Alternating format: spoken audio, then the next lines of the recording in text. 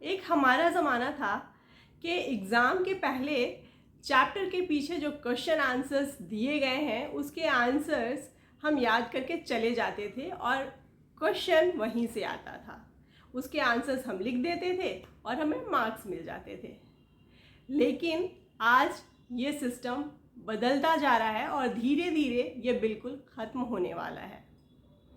Hello friends, मैं हूँ रीना और आज के बदलते हुए एजुकेशन सिस्टम के साथ अगर आपके पास बच्चे हैं स्कूल गोइंग और उनके मार्क्स आप चाहते हैं कि वो इम्प्रूव करें और अच्छे मार्क्स लेकर आएँ तो ये वीडियो आपके लिए है। सबसे पहले मैं बात करूंगी लैंग्वेज पेपर की। लैंग्वेज पेपर यानी कि English, Hindi, Sanskrit, Japanese, French, German, जो भी लैंग्वेजेस बोली जाती हैं ये सारे लिटरेचर और ग्रामर पोर्शन में डिवाइडेड होते हैं। तो अब लिटरेचर पोर्शन को बहुत कम एम्फेसिस दिया जाता है क्योंकि लिटरेचर पोर्शन में कुछ चैप्टर्स होते हैं, उस चैप्टर को बच्चे ने अच्छे से पढ़ लिया, समझ लिया तो उससे रिलेटेड क्वेश्चन आंसर्स बच्चे कर लेते हैं। लेकिन लिटरेचर का वेटेज अब बहुत कम हो गया है। मोस्टली जो फोकस है वो अब ग्रामर पोर्शन पे है।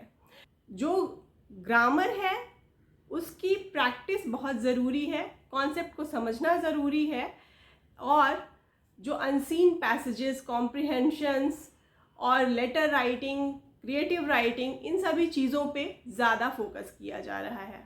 ये सारी चीज़ें सिर्फ और सिर्फ प्रैक्टिस से ही आ सकती हैं। इसके लिए आप वर्कशीट्स की हेल्प ले सकते हैं। इसके बाद आता है साइंस। साइंस कोर सब्जेक्ट है और बहुत इम्पॉर्टेंट है ये क्योंकि साइंस से रिलेटेड आगे फील्ड्स बहुत वास्ट है, बहुत ज़्यादा है, तो साइंस पे पकड़ बचपन से ही रखना बहुत ज़रूरी है। और उसके लिए साइंस के जो भी टॉपिक्स पढ़ाए जा रहे हैं, जो भी सब्जेक्ट, जो भी चैप्टर में कंटेंट्स हैं, उस कंटेंट को अच्छे से आप बच्चे को एक्सप्लेन कीजिए, बच्चे की पूरी समझ अच्छे से हर पार्ट पे हो। और अगर क्लासेस बढ़ते जाते हैं तो हेल्प बुक की ज़रूरत पड़ती ही है।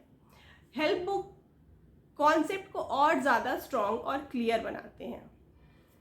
साइंस कंप्लीटली अब अंडरस्टैंडिंग वाली चीज़ है और साइंस का सिलेबस एज वेल एज जो क्वेश्चंस दिए जा रहे हैं, स्पेशली जो बोर्ड्स के फ्रेम्ड होते हैं, 10th बोर्ड के अगर आप क्वेश्चन पेपर देखेंगे CBSE के तो वो पूरी तरह से नॉलेज बेस्ड होते हैं। अगर बच्चे को नॉलेज है तभी वो आंसर्स कर पाएंगे। कई क्वेश्चंस ऐसे होते हैं जो उनके थॉट पे बेस्ड होते हैं, केस बेस्ड होते हैं। सिचुएशन अगर ऐसा होगा तो आप क्या करोगे, तो उसके लिए कॉन्सेप्ट को समझना बहुत ज़रूरी है। तो शुरू से ही बच्चे को चैप्टर अच्छे से रीड करना और एक्सप्लेन करना और चीज़ों को समझने की आदत, ईच एंड एवरी पॉइंट ये डालनी होगी।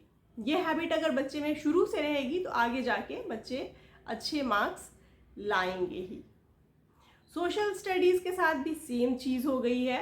रट मार के अब आप आंसर्स नहीं दे सकते हैं, चाहे वो हिस्ट्री हो, पॉल साइंस हो या ज्योग्राफी हो। चैप्टर को समझना बहुत ज़रूरी है। तो अब फोकस किया जा रहा है कि बच्चा कॉन्सेप्ट शुरू से ही समझने की कोशिश करे और रट मारने की आदत बंद करनी होगी।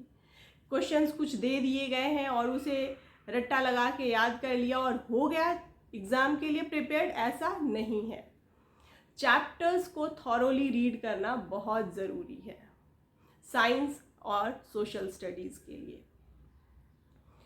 फिर आता है मैथ्स, मोस्ट ट्रिकेस्ट सब्जेक्ट। शुरू में तो बच्चों को ये बहुत अच्छा लगता है, 3rd तक, क्योंकि तब इजी होते हैं कॉन्सेप्ट्स और मोस्टली सारे बच्चों को समझ में आता है ये सब कुछ।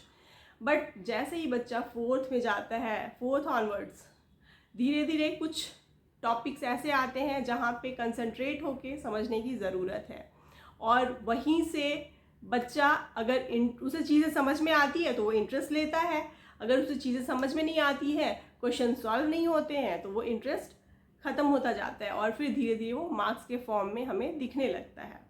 तो मैथ्स सबसे पहले कॉन्सेप्ट को समझना और उससे रिलेटेड क्वेश्चंस सॉल्व करना, प्रैक्टिस बहुत ज़रूरी है मैथ्स में।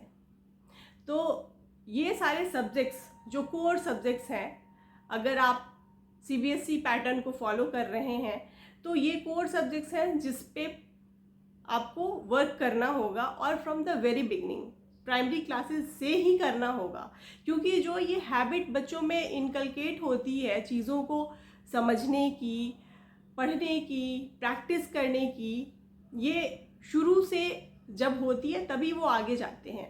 ऑल ऑफ अ सडन कोई रातों रात चमत्कार नहीं होता। तो ये हैबिट बच्चों में शुरू से डालनी होगी, जितनी उनकी इंटरेस्ट है उसके अकॉर्डिंग, तभी बच्चे आगे जाके मार्क्स अच्छे स्कोर कर पाएंगे। आई होप ये वीडियो आपको हेल्प करेगा अपने बच्चे की एकेडमिक स्कोर बढ़ाने में। Thanks for watching, bye.